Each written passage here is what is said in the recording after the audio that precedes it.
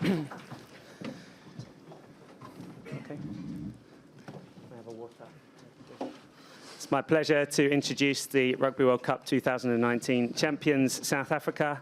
To my left, their captain, Kolisi, and to his left, coach, Rassie Erasmus. And if I could take the first question, please.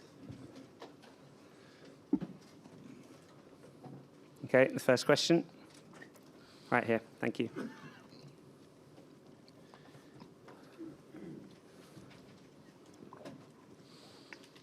Rassie, you were the first team to arrive in Japan, and now it seems like you're the last team to leave, and you've got that golden trophy in front of you.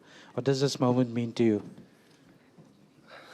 No, for us as a South African team, we decided long before the Rugby Championships already, we're going to, I wouldn't call it sacrifice, but we decided that we have to be 20 weeks together if we want to have a chance of winning it, just because we're so far behind the other teams in terms of building a squad to be competitive at the World Cup. So we didn't see it as a sacrifice, we saw it as a massive honor to try and win it for South Africa. And now this is week 19, and week 20 was always the trophy tour in South Africa, and that will be next week. So we're very proud of making it. We know there was a lot of luck involved during the way getting here, but we're so proud, not just because we won the trophy, but because we're South Africans, and a lot of people thought we'd never make it, and we just believe South Africans never give up, and that makes us really proud. Next question here. Sia, can you just tell us a little bit about the emotion that you felt lifting that cup, and what you said at halftime as well? There was still a very narrow margin in it to stay composed for another 40 minutes.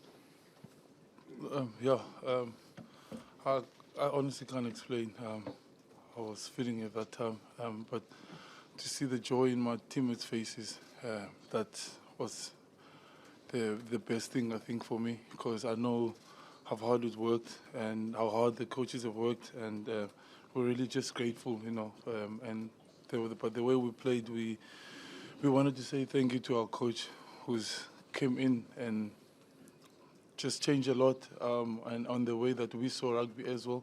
And I'm really grateful we could do this for him and the coaching staff and everybody in the management. So I didn't hear the second question. What did you say at halftime? Oh no, we knew what we needed to do.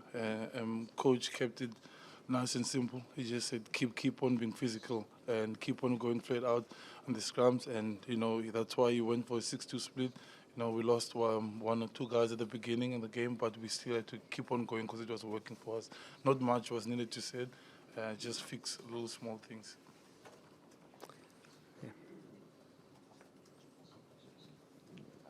Sia, congratulations. How much does this mean to you for you to win the trophy in your 50th game, and also to have your dad here and to win it for the rest of the country?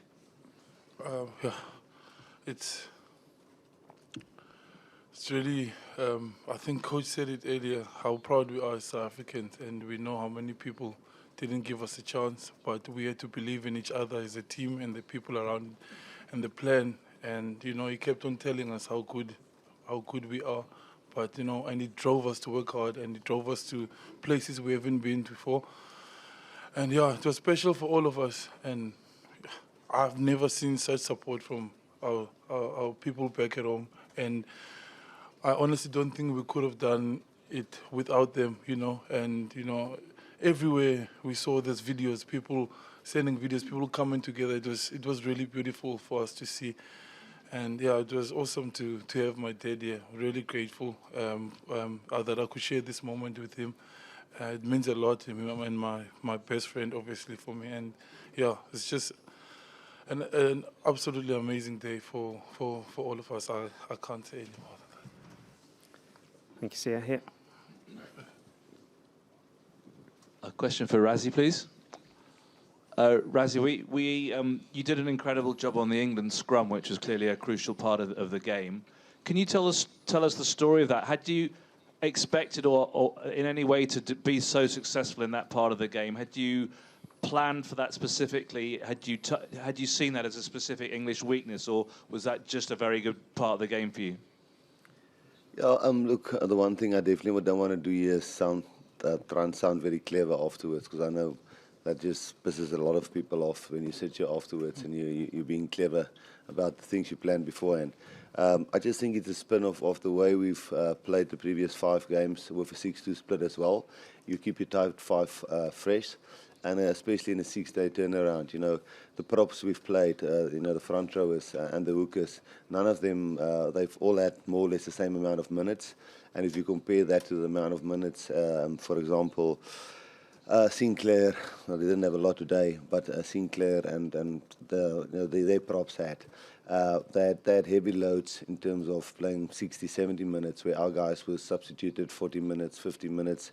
And if you take that over a period of a World Cup of 6-7 weeks, then eventually in a semi-final, quarter-final, final, that pretty much at the end of the day will take its toll. So as I tried to explain during the previous press conferences, we thought it was also a bit of part of player management, which I think benefited us a little bit fatigued-wise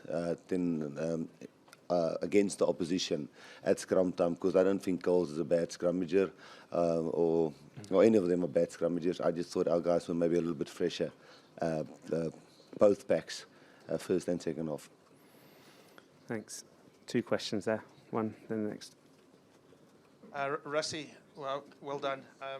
We have a habit of winning the World Cup every 12 years, and you're a young coach, and you're still in the job or running the team now for the next 4 years. We don't have to wait 12 years for the next World Cup, do we? I mean, you're going to challenge again and soon. No, Gavin, our big thing is it's when I took over 2 years ago or a year and a half ago, it was 618 days till the World Cup, and we planned to the World Cup to try and win the World Cup. I think it's now 614 days to the British and Irish Lions, and we'll start planning now for the British and Irish Lions, because that's in next. Obviously, we've got the Rugby Championships next year and the normal Super Rugby and all the normal local competitions. But I think it's 614 days or close to that before the British and Irish Lions, land in South Africa. So we'll start planning for that now. The big thing for us is what we are trying to do is to be consistent now. I think what Eddie's done with England, when they won 23 out of 24 games, they were starting to be consistent, and what Warren did with Wales for being consistent. So the thing that we were terrible at in 2018 was we were up and down.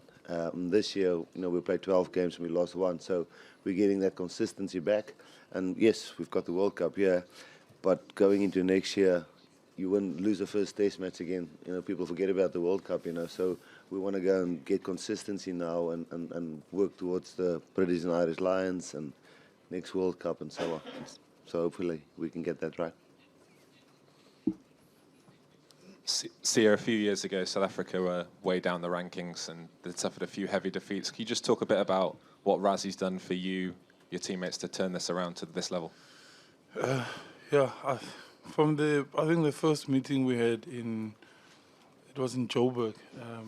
It was just straightforward, and he told us exactly what we were doing as players. We were getting a lot of money, and we were just doing all the things off the field, posting, trying to inspire people by not playing rugby well. We didn't make rugby the main thing, and he he told us straight, like, it has to change. The shift has to come. Rugby is more important. The Springboks are more important than our personal goals.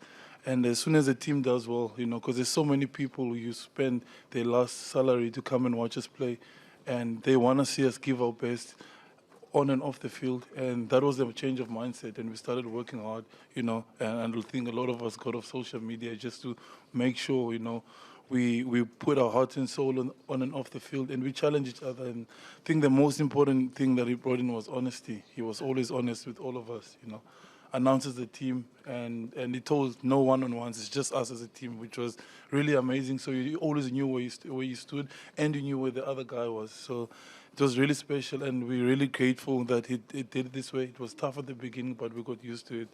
And yeah, and we have so many rugby players in South Africa, and they also told us that we can move from union to union. But now all we wanted to do is just work hard and give everything you can, you know, and that's what we did.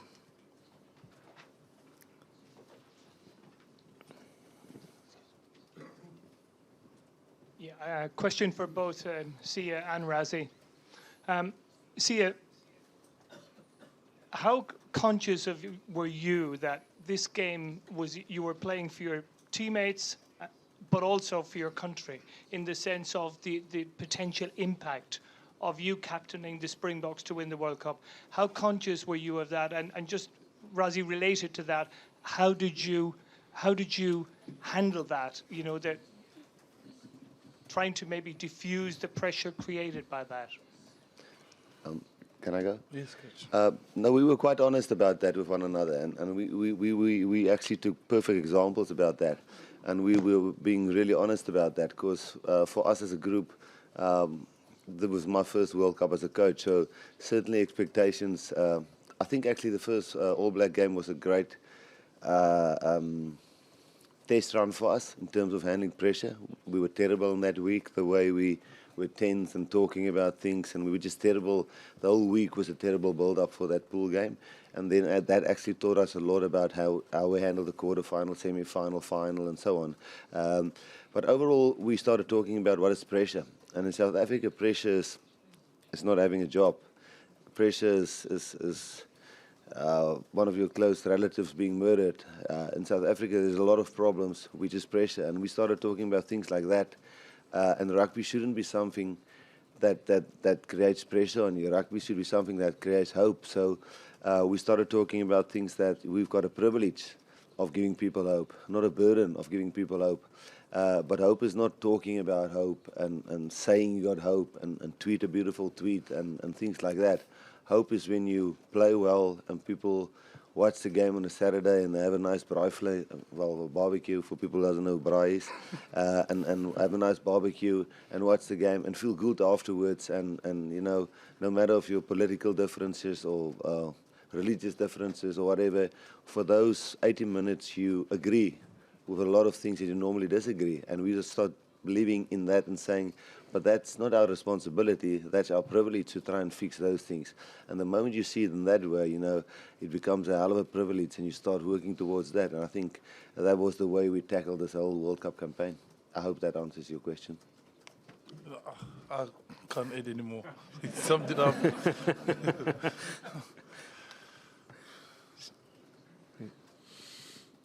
Yeah. Rassie, how much did that win in Wellington mean for the Boks in the bigger picture? Hendrik, to be honest with you, I was really... we had a lot of small targets where we tried to simulate big games because we were only going to be together for 18 test matches before we organized the Japanese test match or the Japan test match. We were only going to be together for 18 test matches before we got to the World Cup. So we had short-term targets like the Wellington test match. We said that's like for us for a quarter-final. If we don't win that one, so we built it up towards that one and said, you know, let's role play that as being a quarter-final. But then prior to that, we lost to Australia and Argentina, and I clearly can remember I even said, listen, if we don't win that one, I'm definitely willing to resign because, you know, I've never in my coaching career lost 3 games in a row at any level. So I thought, hell, if I'm as a Springbok coach loses 3 games in a row, I don't think I deserve to be being a Springbok coach. So, you know, we had a great chat about the players, and I said, yes, guys, if I am preaching that we must be consistent and give people hope by the way we're playing, and I'm coaching, but we're losing to Argentina and Australia, and now we're going on a trot, losing 3 in a row, then I'm out of here. And we had that honest chat, and then the boys went and beat New Zealand in Wellington. So it was pretty important. Otherwise, I wouldn't have sit here. So it was a pretty important one for us to get that positive vibe under supporters. Us got ourselves believed back again. And then obviously the next year repeating it by a draw certainly gave us a lot of belief that we can consistently compete with number 1, 2, and number 3 in the world. Okay, we're going there, and then here. Rassie, how do you best describe the man sitting beside you? Sorry, where are you?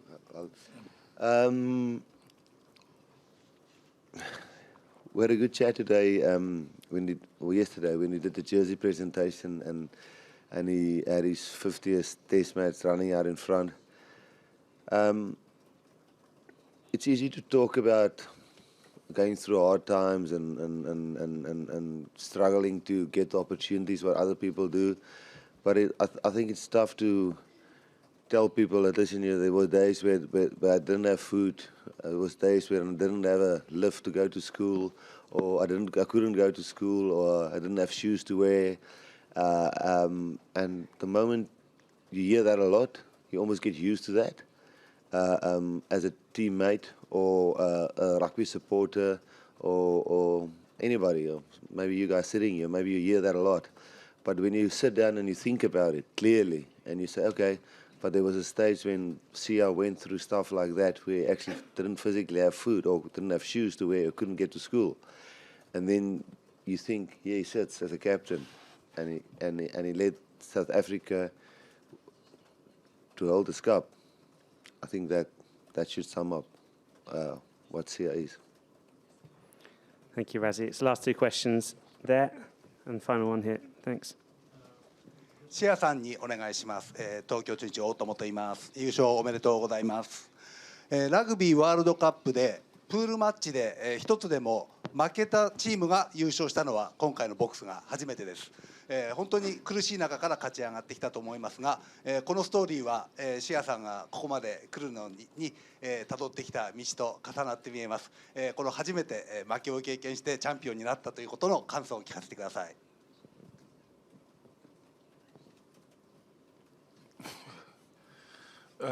No, I never thought about it that way. But obviously, we knew every game was really going to be tough in the World Cup. And Coach Rassie prepared us, and he said it might not go the way that we wanted to go. But remember, he says nothing great was achieved, in easy conditions. And when we were prepared to do anything, and when we lost that game against New Zealand, we knew we had to do things that we've never done before, but in saying that we had to do what we do better, and that's what we focused on. And he kept on telling us we can do it each and every single time. He kept us positive, and I think us as a team as well started believing into one another. And yeah, we're really grateful that we could do it, and it just shows once we all buy into a plan. And we can just do it. Yeah, sorry. Final question here. Thanks. Sia, you mentioned your dad earlier and how special it was to have him here. What was the kind of conversation afterwards, and why was it so special? And secondly, as a child growing up, did you always believe that this kind of thing was possible? The conversation with my dad. Oh, he was just happy. He didn't have much words.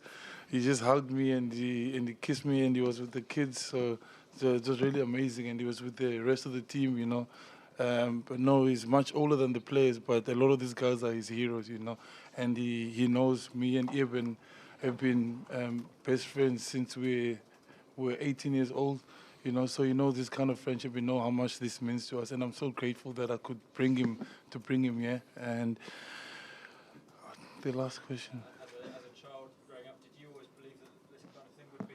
No. It was like Coach said earlier. I really didn't think so.